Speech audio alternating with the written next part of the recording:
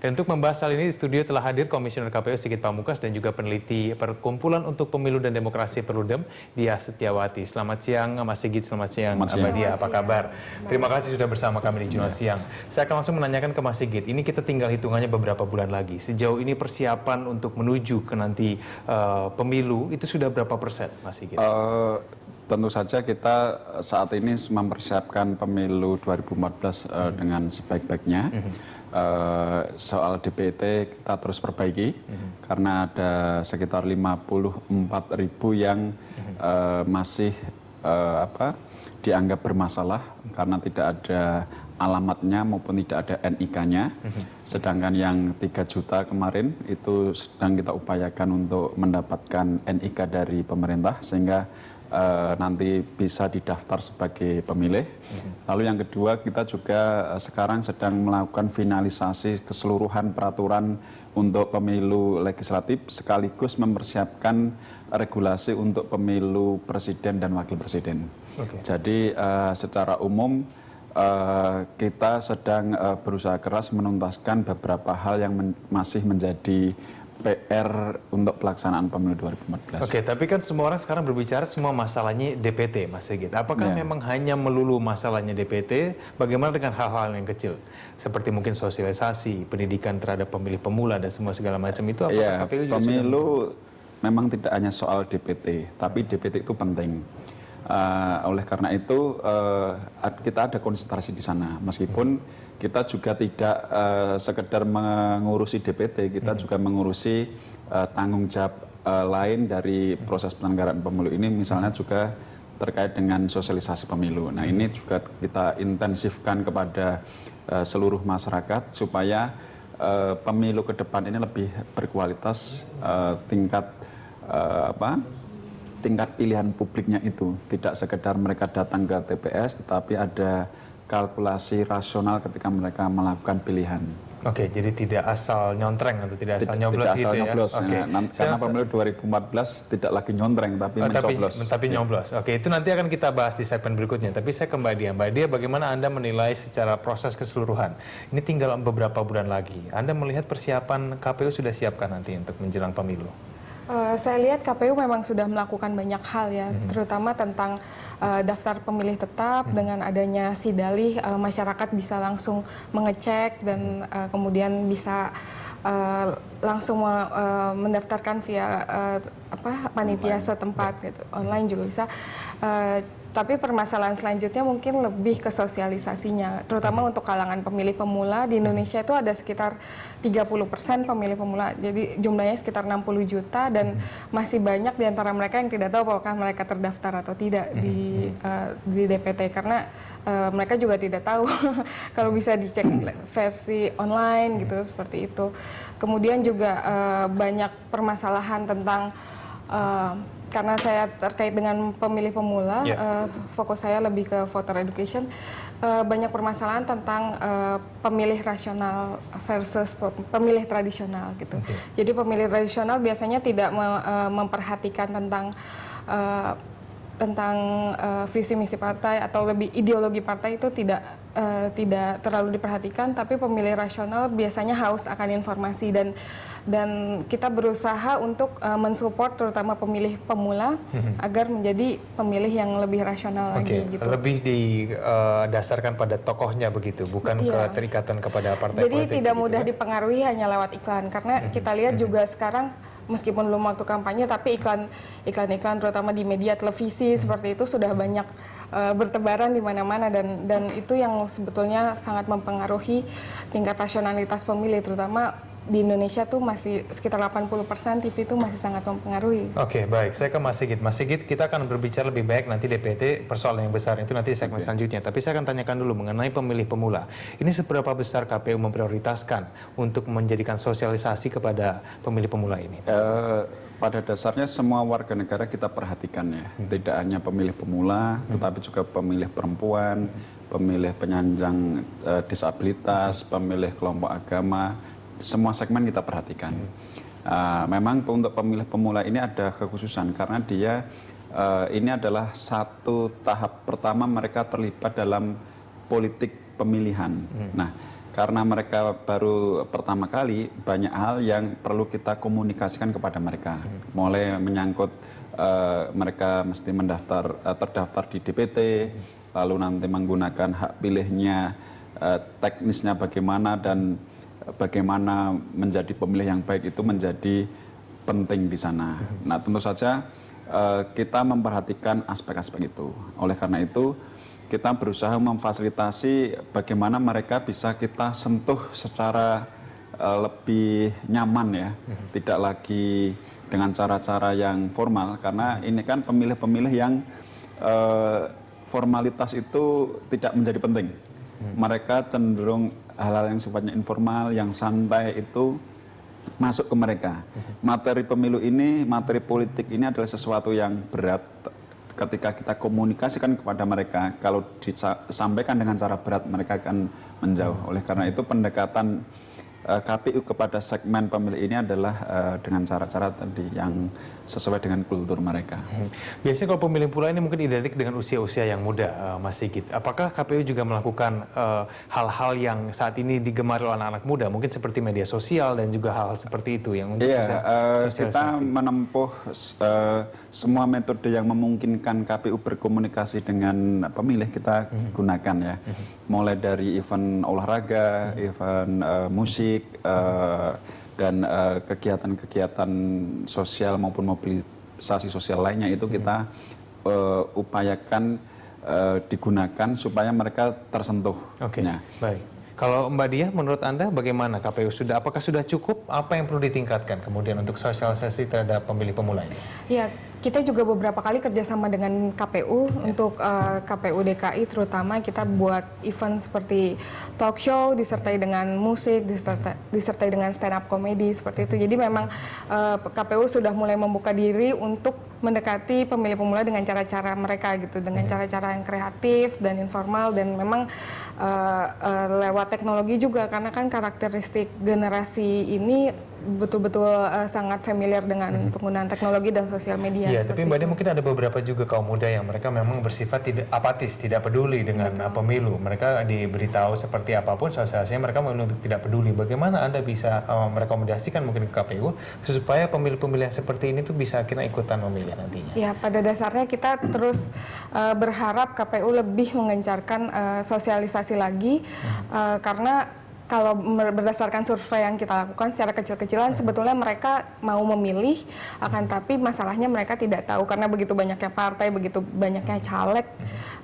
di DPR sendiri lebih dari 6.000 caleg itu, jadi mereka bingung saya harus memilih yang mana. Jadi lebih seperti itu. Memang ada upaya-upaya KPU untuk mendekati pemilih pemula, tapi saya lihat masih belum terlalu intens, mungkin bisa lebih kerjasama lewat sekolah, misalnya lewat pendidikan kewarganegaraan. Oke, ya, mengenai DPT, Mas Sigit, ini menurut data terakhir yang kami miliki ada 10,4 juta pemilih yang bermasalah dalam DPT. Apakah 10,4 juta ini termasuk pemilih fiktif sebetulnya? Jadi begini, 10,4 juta itu adalah data pemilih yang selama ini dianggap bermasalah. Kenapa dianggap bermasalah? Karena dari 5 elemen identitas yang harus dicantumkan dalam daftar pemilih, dia tidak ada NIK-nya. Tetapi kemudian KPU sudah melakukan pencoklitan ulang, melihat 10,4 juta itu, akhirnya ketemu 7 juta itu sudah ada NIK-nya. Jadi tertinggal 3 juta yang tidak ada NIK-nya. Dan 3 juta ini yang kemudian kita komunikasikan kepada pemerintah untuk dibantu diberikan NIK, karena memang pemilih kita ini tidak semuanya memiliki identitas ya. Ada yang mereka tinggal di daerah-daerah konflik itu tidak punya identitas, ada yang mereka memang sejak awal tidak punya identitas, sehingga ini kita upayakan komunikasi dengan Kementerian Dalam Negeri supaya diberikan NIK. Nah, jadi KPU terus memperbaiki kualitas daftar pemilih ini. Jadi kalau disebut 10,4 itu udah cerita yang lama ya, cerita dulu. Sekarang itu hanya tinggal 3,3 juta yang kita mintakan kepada Kementerian Dalam Negeri bekerja sama nanti dengan struktur pemerintahan di daerah dengan Dukcapil supaya diberikan NIK. Nah, yang menjadi persoalan itu yang dia tidak jelas identitasnya sebenarnya. Dia tinggal di mana, tanggal lahirnya berapa itu sebesar 54.000. Dan itu yang direkomendasikan Bawaslu supaya 54.000 itu ditelusuri apakah dia ada real ataukah jadi-jadian.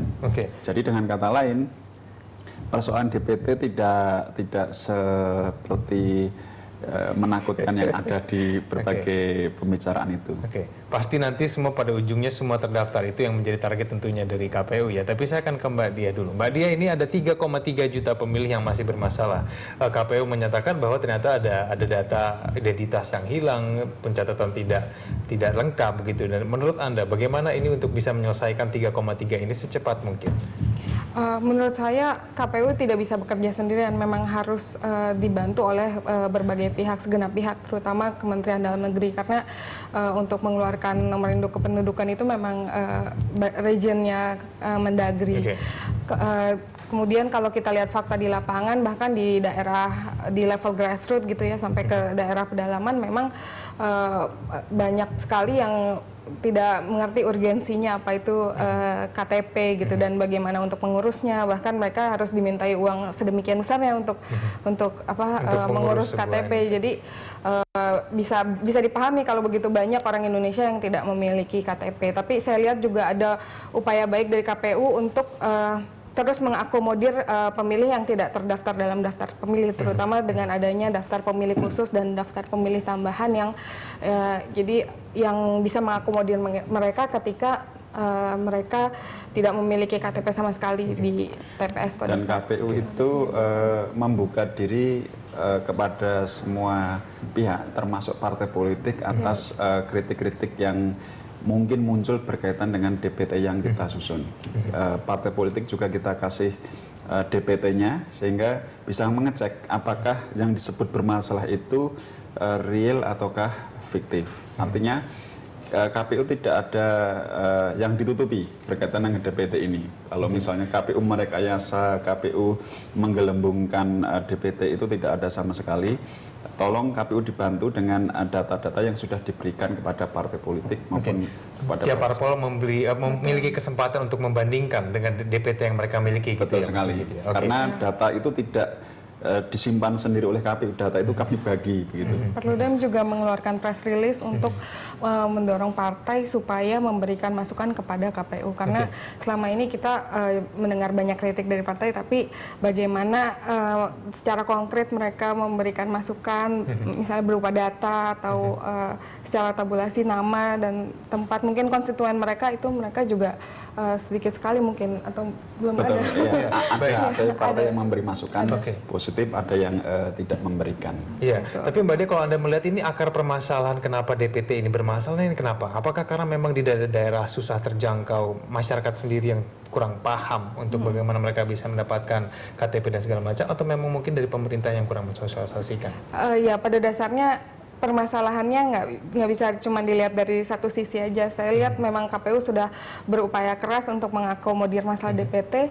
Bahkan Indonesia itu termasuk yang daftar pemilih tetapnya itu terbesar di dunia secara online. Karena kalau kita lihat Amerika sendiri pun mereka terbagi-bagi di dalam negara-negara bagian sendiri gitu daftarnya. Jadi memang pada dasarnya seluruh stakeholder pemilu ini memang harus bekerja sama untuk mengatasi permasalahan DPT gitu. Mas Sigit, ini kan ada 3,3 juta. Kendala terbesar untuk bisa menyelesaikan pemilih bermasalah ini seperti apa? 3,3 juta ini dia tidak ada elemen NIK-nya ya, nomor identitas kependudukan. Dan soal NIK ini bukan ranahnya KPU untuk memberikan itu.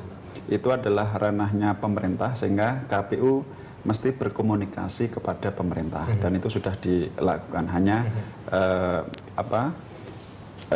Kementerian Dalam Negeri membutuhkan satu keyakinan bahwa 3,3 juta ini adalah real, dan KPU sudah memberikan jawaban bukti-bukti bahwa ini pemilih real yang ada pernyataan dari pemilih yang bersangkutan. Oke, tapi ini hitungan bulan Mas Sigit, masih optimis ini bisa selesai persoalan 3,3 juta ini? Jadi sebenarnya kalau 3,3 juta ini sudah tidak menjadi persoalan yang krusial lagi, karena ini kan tinggal menyangkut NIK dan itu dikomunikasi kepada pemerintah. Yang direkomendasikan Bawaslu adalah ada sekitar 54.000. Ya, sebenarnya jumlah yang bisa tidak terlalu besar. 54.000 yang dia alamatnya tidak ada, NIK-nya tidak ada, tanggal lahirnya tidak ada. Tapi itu kan butuh waktu masih untuk itu nanti dalam rekomendasi Bawaslu itu kalau 54.000 ini tidak bisa dikonfirmasi ke eksistensinya, maka rekomendasi Bawaslu adalah dia dikeluarkan dari daftar pemilih tetap. Jadi dikeluarkan gitu solusinya. Baik, Mas Sigit, ini pada pemilu nanti 2014 kita akan kembali menggunakan metode nyoblos. Ini mungkin KPU bisa menjelaskan kenapa kita akhirnya kembali menggunakan metode nyoblos seperti tahun 2004. Ya, ini metode mencoblos ini amanat undang-undang ya. Karena diamanatkan undang-undang maka kita harus mengikuti itu. Lalu yang kedua, boleh jadi kenapa kembali mencoblos dulu ketika undang-undang ini dirumuskan, banyak suara waktu itu ketika menggunakan metode contreng yang salah memilih ya, salah menerapkan itu sehingga kemudian ada suara yang suara yang tidak bisa dikonversi menjadi suara sah. Nah itu kemudian kalau begitu problemnya ini menghambat kedaulatan rakyat itu, maka dikembalikanlah kepada metode mencoblos dan ini lebih sederhana sebenarnya dalam model pemilihan. Oke, Mbak Dia, lebih mudah kita mencoblos daripada nyontreng? Ya, dan pada dasarnya juga ketika mencontreng itu kan tintanya itu juga bisa tercampur baur dengan tinta di kertas suara lainnya gitu. Jadi kalau dengan mencoblos kita bisa balik kertas suaranya, kita terawang langsung kelihatan oh di sini gitu. Jadi lebih memudahkan untuk yang memverifikasi kertas suaranya juga. Lebih mudah. Tapi apakah ini juga kemudian bisa mengurangi potensi kecurangan menurut Mbak Dia? Untuk potensi kecurangan sebetulnya nggak bisa dilihat cuma dari cara mencoblos atau apa, karena sistem apapun yang digunakan potensi untuk korup, untuk rusak dan curang itu tetap selalu ada gitu. Jadi pada dasarnya kalaupun kalau misalnya kita contoh manipulasi suara yang selama ini ada pun kadang-kadang berbagai kertas suara itu kosong tapi dicoblosin satu persatu juga bisa. Jadi menurut saya ini memudahkan dalam proses verifikasi dan juga untuk pemilih mungkin yang tidak terbiasa memegang pensil, yang tidak bisa baca dan lain-lain itu akan lebih mudah ketika mencoblos. Oke, Mas Sigit, apakah KPU juga memikirkan mengenai potensi-potensi kecurangan? Mungkin dengan teknik mencoblos ini apakah lebih bisa mengurangi potensi tersebut? Proses pemilihan dan penghitungan suara nanti di TPS itu kan ada pengawas pemilu ya. Pengawas pemilu, ada pemantau juga, kita harapkan juga aktif di sana, ada masyarakat yang menyaksikan, sehingga hal-hal yang berkaitan dengan kecurangan yang bersumber dari cara mencoblos, memberi tanda pilihan pemilih itu kita harapkan bisa berkurang. Artinya tidak ada kecurangan yang dilakukan dengan memanipulasi teknik pencoblosan ini. Kalau dulu kan ada anggapan bahwa nanti dilobangi dengan kuku gitu untuk membatalkan satu pilihan politik tertentu. Nah, ini kita harapkan dengan hadirnya pemantau, pengawas pemilu, masyarakat yang hadir itu bisa dikurangi, dan yang kedua kita percaya kepada integritas penyelenggara pemilu kita di bawah bahwa mereka akan bisa bekerja dengan sebaik-baiknya. Oke, ini nanti akan dipakai di pemilu legislatif saja atau nanti sampai pilpres, Mas Sigit? Kalau mencoblos ini untuk semuanya ya, untuk semua pemilu kita nanti akan kembali ke mencoblos. Oke, kalau Mbak Dia, ini sekarang kita masih berbicara mengenai potensi kecurangan. Kadang-kadang kan biasanya Anda menemukan apa nih dari Perludem? Kecurangan-kecurangan apa yang sepertinya biasanya sering muncul ketika nanti kita sudah berkaitan dengan penghitungan surat suara nantinya? Sebetulnya kecurangannya mungkin tidak ketika yang menjadi rawan ya bukan ketika itu dihitung kemudian ketika saat pungut hitung pencoblosan gitu. ya. Tapi justru ketika pasca pencoblosan, ketika surat suara itu dibawa ke tingkat yang lebih tinggi lagi, nah di situ transaksi-transaksi politik kadang sering terjadi gitu. Oke, Ya. Mas Sigit Iya, mengakui ini- hal itu terjadi? Cerita-ceritanya kan ada begitu. Nah, itu sangat kita sadari ada kekhawatiran itu, maka KPU mengupayakan satu sistem yang hasil rekapitulasi itu bisa di-scan langsung di-upload ke website kita. Jadi data orisinilnya itu ada, meskipun itu nanti bukan menjadi hasil resmi dari proses penghitungan ini. Proses penghitungan tetap mendasarkan pada proses-proses yang sifatnya manual. Oke, tapi Mas Sigit bagaimana masyarakat bisa mengawasi proses pemilu nanti supaya tidak terjadi kecurangan nanti? Kuncinya sebenarnya adalah di partisipasi publik, partisipasi masyarakat kita. Kalau masyarakat kuat mengontrol proses pemilu ini tidak hanya ketika hari H pemilihan, tetapi juga ketika terjadi rekapitulasi di tingkat desa, di tingkat kecamatan, maka kita yakin kemungkinan pelanggaran itu dapat dibatasi, bahkan bisa diminimalisasi sedemikian tinggi sehingga hasil dari pemilu ini bisa tinggi. Jadi kita sangat mengharapkan ada partisipasi kritis dari pemilih kita di dalam proses pemilu ini. Kalau mengandalkan pada sistem kita barangkali masih ada lubang-lubang yang disiasati oleh mereka yang memang berpikiran kurang baik berkaitan dengan kompetisi ini. Tetapi kalau masyarakat sendiri aktif terlibat di dalam proses mengawal demokrasi, kita yakin hasilnya akan berbeda.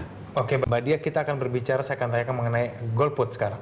Menurut Anda kecenderungan golput ini pada tahun pemilu nanti 2014 nanti akan meningkatkah atau seperti apa?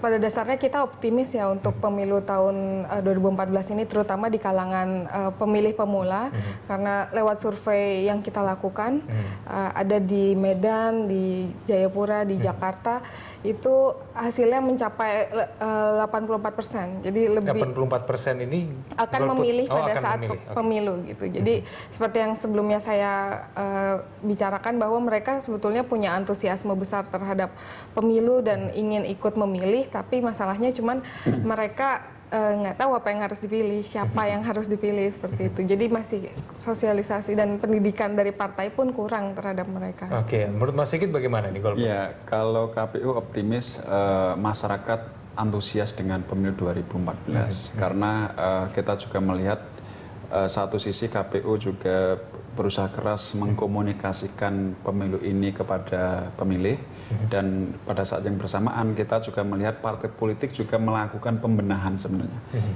mencalonkan orang-orang yang baik dan juga sekarang pun juga banyak orang yang baik di luar yang kena kasus. Nah, artinya ada upaya yang ditempuh KPU dan ada upaya yang didorong oleh partai politik untuk melakukan perbaikan internal di dalam pencalonan ini. Artinya dengan dua hal itu bisa menarik minat pemilih untuk terlibat di dalam pemilu 2014. Oke, Mbak Dia, tapi yang golput ini sebetulnya mereka enggan memilih karena mereka tidak tahu pemilu atau mereka tidak tahu sosialisasinya atau mereka mungkin tidak ada tokoh yang membuat mereka pilih? Kalau berdasarkan surveinya Carta Politika kemarin, memang ada beberapa definisi golput. Ada golput secara administratif karena memang tidak punya KTP atau tidak terdaftar. Ada golput teknis, berhalangan ketika hari H misalnya. Kemudian ada golput ideologis, dan golput ideologis itu yang mereka yang benar-benar sadar saya tidak mau memilih karena tidak ada gunanya untuk saya dan bangsa dan yang negara. paling dan besar lain-lain. itu yang mana kalau golputnya? Golputnya lebih ke arah teknis, sekitar 22% itu mereka karena ada alasan keluarga, karena harus pergi keluar kota seperti itu. Jadi golput ideologi sendiri itu hanya sekitar 8% sebetulnya. Oke, apakah 8%-nya tidak tertolong, Mas Sigit? Mereka kan orang yang kecewa, ya. Orang yang kecewa kemudian menarik diri dalam proses politik. Nah, mereka bisa ditarik untuk ikut memilih ketika yang ditawarkan partai politik itu menjanjikan perbaikan dalam konstruksi politik kita. Nah, kalau pendekatan partai politik itu masih mengedepankan hal-hal non programatik, mereka pasti tidak akan tertarik, kecuali partai mendekatinya dengan hal-hal yang sifatnya programatik dan memiliki komitmen untuk memegang program itu. Baik, ini pertanyaan terakhir kita untuk dialog kita, Mas Sigit. Ini pesan dari KPU untuk masyarakat sekarang, untuk menjelang pemilu nanti, apa yang mungkin perlu dilakukan? Penting bagi masyarakat kita untuk memperhatikan caleg-calegnya yang akan dipilih ini siapa, dilihat konditinya, dilihat rekam jejaknya sejauh mana mereka benar-benar mampu mengemban amanah. Lalu yang kedua, jangan lupa untuk ikut memilih pada hari pemilihan itu. Capek-capek memeriksa, capek-capek melihat kondisi dari calon, tapi kalau nggak datang kan juga sama aja bohong gitu. Jadi iya, dan jangan lupa untuk mengajak keluarga. Oh ya, dan juga mengecek namanya di online ya, mungkin itu juga bisa menjadi saran buat masyarakat. Baik, terima kasih Mas Sigit. Terima kasih juga kepada Mbak Dia telah bergabung bersama kami di Jumat Siang. Selamat siang.